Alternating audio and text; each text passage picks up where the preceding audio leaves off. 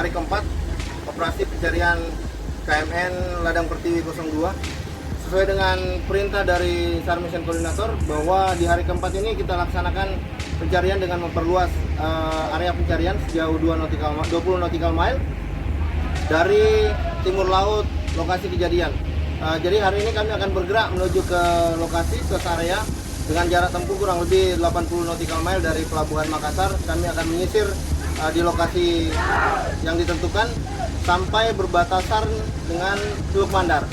Kami berharap hari ini bisa kita maksimalkan untuk memperoleh hasil yang maksimal, menemukan korban dalam kondisi yang selamat.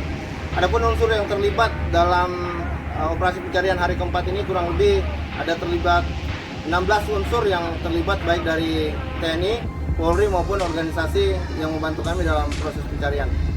Total jumlah korban yang masih dalam pencarian sesuai dengan press conference tadi yang dilaksanakan oleh SAR Mission Koordinator bersama unsur Forkopimda Sulawesi Selatan bahwa jumlah korban total ada 50 orang korban, ditemukan 31 sehingga masih terdapat 19 orang korban yang dalam pencarian.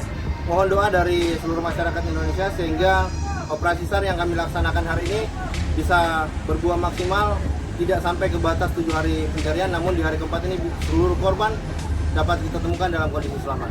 Terima kasih.